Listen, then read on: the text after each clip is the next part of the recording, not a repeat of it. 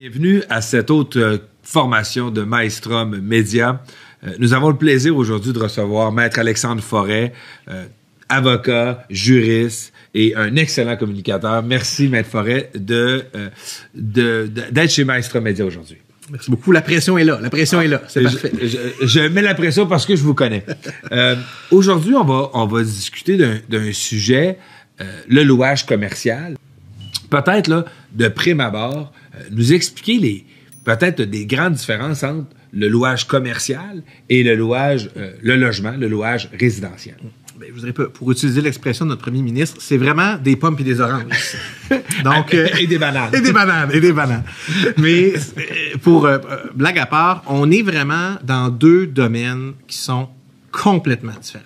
Le domaine, donc, du bail de logement est un domaine qui est extrêmement régulé, avec des droits très, très forts aux locataires, puis des droits inaliénables, des droits qui ne peuvent pas être... Mais qui ont été un peu modifiés dernièrement, quand même. Effectivement. Inaliénables, sinon par le législateur, bien entendu. Mais qui sont également d'ordre public. C'est-à-dire qu'on a une série d'articles du Code civil du Québec où on a pour les baux de logement, c'est que ces articles sont d'ordre public. L'énorme différence, c'est que, et le Code le mentionne également, c'est que ces articles d'ordre public-là ne sont pas applicables en matière, ou ne sont pas spécifiquement applicables en matière de louage commercial. Donc, il faut bien évidemment le mentionner spécifiquement qu'ils ne seront pas applicables. Donc, lorsqu'on rédige un bail comme bailleur, on veut retirer ces articles-là en général.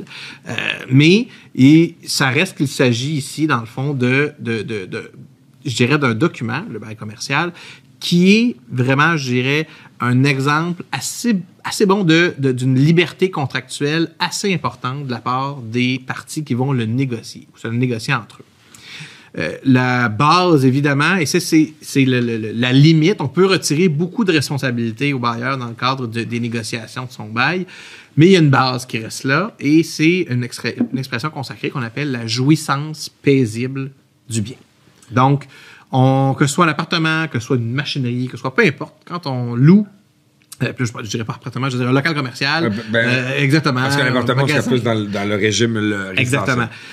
Ou une machine, ou peu importe, l'aspect fondamental d'un contrat de louage est de permettre à la personne qui loue le bien ou le local de pouvoir en jouir paisiblement. Donc, qu'est-ce que ça veut dire, jouir paisiblement de son bien?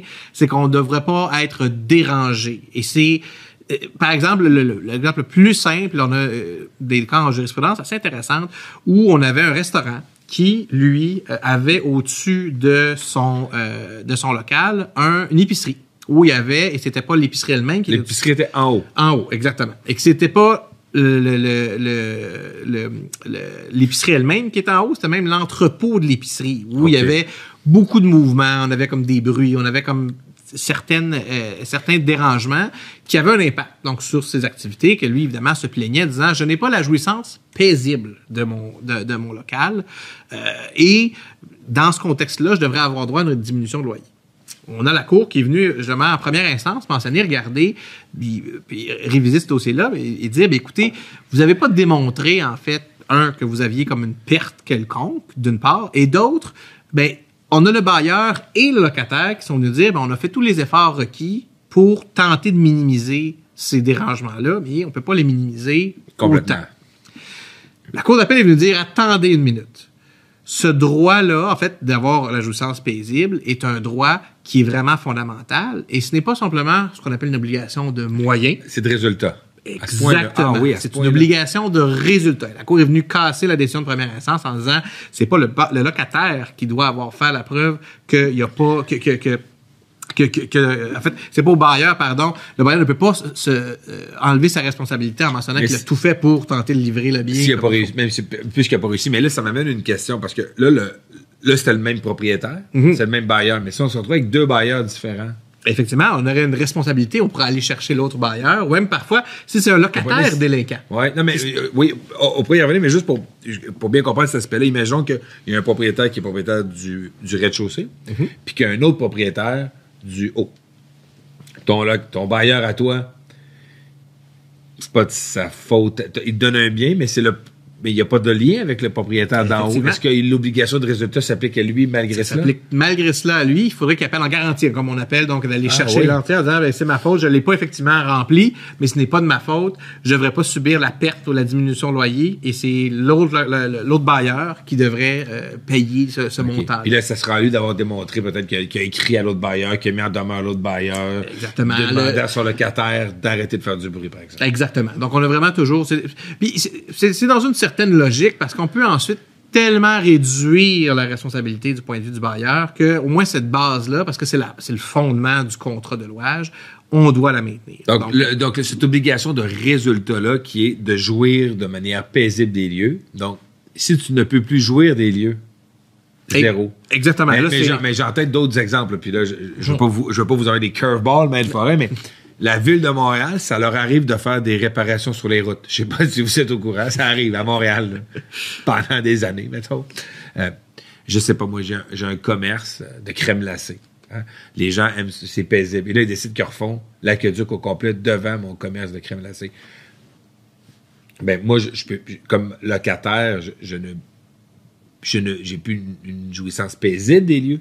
Ben en fait, c'est là la différence. C'est pas de la faute de c'est encore là. C'est pas les lieux. Et la grande différence, c'est ça, c'est que les lieux, eux, sont toujours présents et il y a toujours la jouissance de ces lieux-là. Il y a du bruit, il y a des rénaux comme le gars qui me pile sa tête. Là. Effectivement, mais la grande différence ici, c'est qu'après ça, c'est la ville. On aurait un recours directement contre la ville pour venir dire comme ces problématiques-là. Mais dans un contexte où on n'est pas dans un même...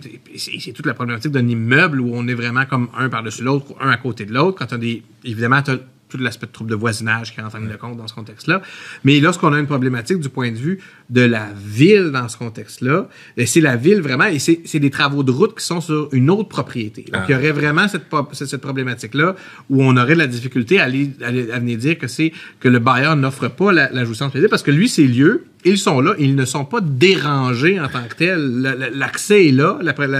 Il n'y a pas de problématique du point de vue du bailleur. Ça serait quand même beaucoup plus difficile de venir dire qu'il n'a pas la jouissance paisible. En latin, ce serait un long shot. Effectivement. Okay. Effectivement.